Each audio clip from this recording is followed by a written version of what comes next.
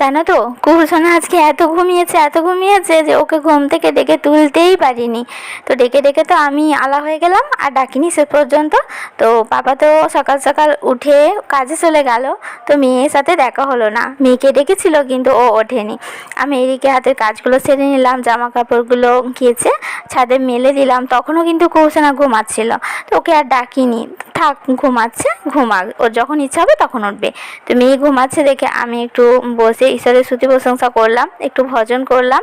তো দেখো তখন বাজে, দেখতেই পাচ্ছ ঘড়িতে কটা বাজে, তখনও কিন্তু কুহুসোনা ঘুমাচ্ছিল। তারপর আবার বসলাম একটু, বাইবেলটা নিয়ে বসলাম, বাইবেলটা পড়লাম একটু।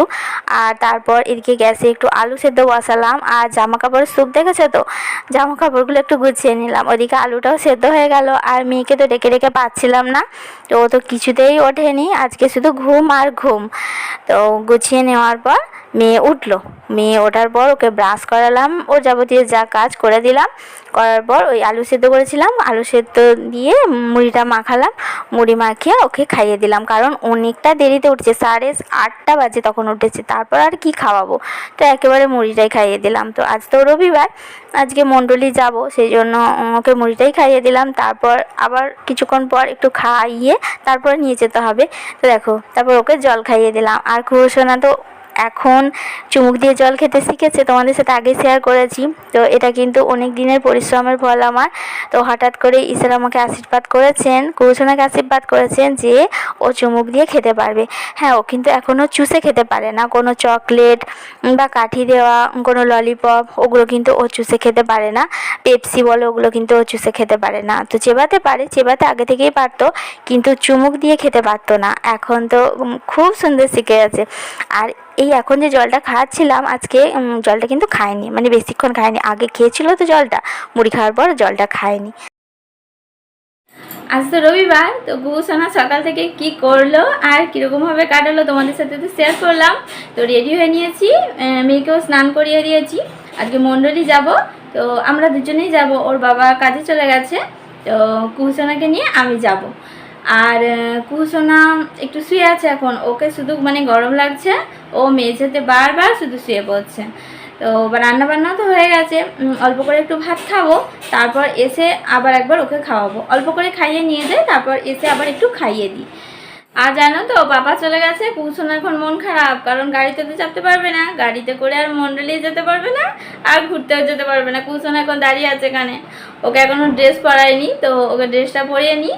তারপর যাবো, আজকে টোটো করে যাব, টোটো আসবে, টোটো করে যাব। আর আজকে খুব সামনেই আছে মণ্ডলী। তো প্রভু গুরু যিশুর আশীর্বাদে আমরা সবাই সুস্থ আছি, ভালো আছি। আর সেই জন্য এত সুস্থ সুন্দর রাখার জন্য তো পরমেশ্বর পিতাকে করবো অসংখ্য অসংখ্য ধন্যবাদ, গুরু যিশুকেও করবো তো অসংখ্য অসংখ্য ধন্যবাদ। আর তোমরাও সবাই সুস্থ থেকো, ভালো থেকো। আর এই ঘুম, আজকে কুহুসোনা এত ঘুমিয়েছে, মানে 8:30টার সময় ঘুম থেকে উঠেছে। এই ঘুম নিয়ে কিছু বলি, তোমাদের সাথে শেয়ার করি। প্রথম মানে যখন ওর প্রথম থেকে শরীরটা খারাপ হয়েছিল, যখন ছোট ছিল, ওর ঘুমের মধ্যে এত কষ্ট হতো, ও ঘুমাতে পারতো না, মানে চোখ বন্ধ আছে কিন্তু সবসময় না এদিক ওদিক এদিক ওদিক একটা শরীরে অস্বস্তি ভাব। এমনকি কিছুদিন আগে পর্যন্ত ও ভালো করে ঘুমাতে পারতো না, মানে সামান্য একটু আওয়াজ হলেও ও উঠে পড়তো।